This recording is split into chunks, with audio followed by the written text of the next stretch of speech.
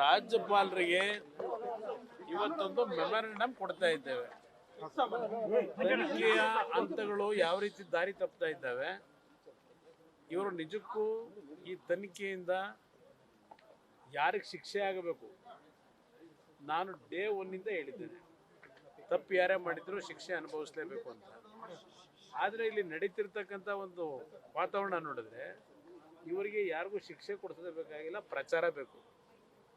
ಅದಕ್ಕೋಸ್ಕರವಾಗಿ ಇದು ನಡೀತಾ ಇರ್ತಕ್ಕಂಥದ್ದು. ಇಷ್ಟು ದಿವಸಗಳಾಯಿತು, 15 ದಿವಸದಿಂದ ಏನು ಇವರ ಸಾಧನೆ ತನಿಖೆಯಲ್ಲಿ ಯಾವ ಸಾಧನೆ ಮಾಡ್ಕೊಂಡಿದ್ದಾರೆ ಅದೆಲ್ಲ ಮುಂದೆ ಅಲ್ಲಿ ಮಾತಾಡ್ತೀನಿ ಮೇಲೆ ನಿಮ್ಮ ಜೊತೆ ಫ್ರೀ ಆಗಿಲ್ಲ. ಯಾಕೆಂದ್ರೆ ನೆನ್ನೆ ಬೇರೆ ಮಹಾನ್ ಕೃಷ್ಣ ಬೈರೇಗೌಡರೊಬ್ಬರು ಎಂಟ್ರಾಗವ್ರೆ. ಕೃಷ್ಣ ಬೈರೇಗೌಡರು, ಇನ್ನೊಬ್ಬ ಮಂಡ್ಯ ಲೀಡರು, ಅಲ್ಲಿದ್ದ ರಾಮಲಿಂಗ ರೆಡ್ಡಿ ಅವರು, ಸುಧಾಕರ್ ಅವರು ಎಲ್ಲ ಒಕ್ಕಲಿಗ ಸಮಾಜದ ಮಂತ್ರಿಗಳೇ ಸೇರಿದ್ದಾರಲ್ವೇ. ಹಿಂದೇನೋ ಇದೇ ರೀತಿ ನಾನು ಈ ಭ್ರಷ್ಟಾಚಾರದ ವಿರುದ್ಧ ಹೋರಾಟ ಮಾಡಕ್ ಹೋದಾಗ ಆಗ ನಮ್ಮ ಈಗಿನ ಸ್ನೇಹಿತರು BJP ಸರ್ಕಾರ ಇತ್ತಲ್ಲ, ಆಗಲೂ ಬರೀ ಒಕ್ಕಲಿಗರನ್ನೇ ಬಿಟ್ಟು ನನ್ನ ಮೇಲೆ ಅಟ್ಯಾಕ್ ಮಾಡೋರು. ಅದೇ ಸ್ಟ್ರಾಟಜಿ ಇವ್ರು ಶುರು ಮಾಡೋರು. ನಾನು ಯಾರಿಗೆ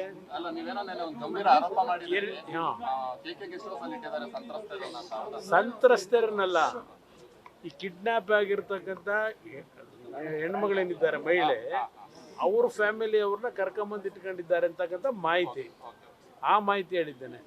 ಈಗ ಕಿಡ್ನಾಪ್ ಆದಂಥ ಮಹಿಳೆನ ಈಗ ಕರ್ಕೊಂಬಂದು ಎಷ್ಟು ದಿನ ಆಯಿತು?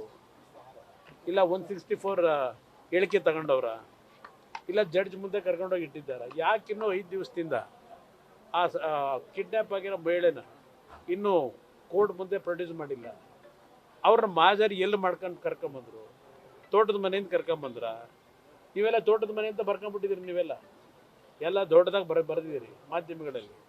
ಬಟ್ ಆ ಹೆಣ್ಮಗಳನ್ನ ಮಹಿಳೆನ ತೋಟದ ಮನೆ ಇದು ಫೈಂಡ್ ಔಟ್ ಮಾಡಿ ಕರ್ಕೊಂಬಂದಿದ್ದಾರೋ, ಎಲ್ಲಿಂದ ಕರ್ಕೊಂಬಂದರು? ಇಲ್ಲಿವರೆಗೆ ಇದು ಕೊಟ್ರ? SITಯ ಅದಂತ ಮೂಲದಿಂದ ಸೋರಿಕೆ, SITಯ ಮೂಲ ಸೋರಿಕೆ ಇದೆಯಲ್ಲ, ಇದನ್ನ ಯಾಕೆ ಇನ್ನೂ ಸೋರಿಕೆ ಮಾಡಲಿಲ್ಲ SIT ಅವರು? ಈ ಹೆಣ್ಮಗಳನ್ನ ಕರ್ಕೊಂಬಂದಾಗಲೇ 5 ದಿವಸ ಆಗಿದೆ. ಇಲ್ಲ ರೇವಣ್ಣವ್ರು ಕಿಡ್ನಾಪ್ ಮಾಡಿದ್ದಾರೋ ಮಾಡಿಲ್ವೋ ಈ ಕ್ಷಣದವರು ಅಂದ್ರೆ ಹೇಳ್ಬೇಕಲ್ಲ. ಇವತ್ತವರೆಗೂ ಏನು ಹೇಳಿಲ್ಲ. ರೇವಣ್ಣ ಅವ್ರ ಮೇಲೆ ಇರ್ತಕ್ಕಂಥ ಅಪಂದ ಏನೀಗ? ಅದೊಂದೇ ತಾನೇ ಈಗ ಕಿಡ್ನಾಪ್. 5 ದಿವಸ ಆಯ್ತಲ್ಲ ಹೆಣ್ಮಗಳು ಕರ್ಕೊಂಬಂದು, ಇನ್ನೂ ಯಾತಿಗೆ ಸತ್ಯ ಹೊರಗೆ ತಂದು ಕೋರ್ಟ್ ಮುಂದೆ ಇಡ್ತಾ ಇಲ್ಲ? ಸೋಮವಾರದವರೆಗೂ ನಮಗೆ ಇನ್ನೂ ಎಂಥದ್ದು ಅಬ್ಜೆಕ್ಷನ್ ಹಾಕೋಕ್ಕೆ ಟೈಮ್ ಬೇಕಂತಲ್ಲ. ಅಂದರೆ ಇದ್ರ ಅರ್ಥ ರೇವಣ್ಣ ಅವ್ರನ್ನ ಇನ್ನೂ 3 ದಿವಸ ಜೈಲಲ್ಲಿ ಇಡಬೇಕು, ಹಠ ಸಾಧನೆ ಆಗಬೇಕಲ್ಲ ಅವ್ರಿಗೆ, ದ್ವೇಷ. ಇದು ನಡೀತಿ. ಇದಷ್ಟೇ ಇವ್ರಿಗೆ ಬೇಕಾಗಿರೋದು. ಸತ್ಯಾಂಶಗಳು ಹೊರಗೆ ಬರೋದಾಗಲಿ, ಯಾರಿಗೆ ಇದರಲ್ಲಿ ಇರ್ತಕ್ಕಂಥ ವ್ಯಕ್ತಿಗೆ ಶಿಕ್ಷೆ ಆಗಬೇಕು ಇವ್ರಿಗೆ ಬೇಕಿಲ್ಲ. ಬಹುಶಃ ಜೂನ್ 4ನೇ ತಾರೀಕು ಆದಮೇಲೆ ಈ ಸಬ್ಜೆಕ್ಟ್ ಸತ್ಯ ಹೋಗುತ್ತೆ ಅನ್ನೋ ಗೊತ್ತಿರೋ ಭಾಳ ಇಶ್ಯೂ ಇದೆ. ಅಲ್ಲಿ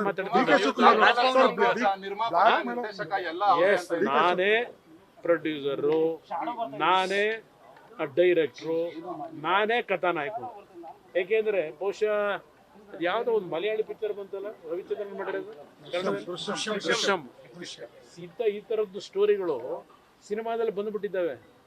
ಇಂಥ ಸ್ಟೋರಿಗಳಿಗೆ ಕಥಾನಾಯಕನು ಬೇಕಲ್ಲ. ಒಬ್ಬ ಕಥಾನಾಯಕನ ನನ್ನನ್ನು ಮಾಡ್ಕೊಂಡವ್ರಲ್ವಾ ಶಿವಕುಮಾರ್ ಅವರು. ಸಂತೋಷ, ಕಥಾನಾಯಕನಾಗಿ ಅಕ್ಸೆಪ್ಟ್ ಮಾಡ್ಕೊಂಡವ್ರೆ, ಇರ್ಲಿ ಬಂದು 3 ಗಂಟೆ ಹೋಗ್ತೇವೆ.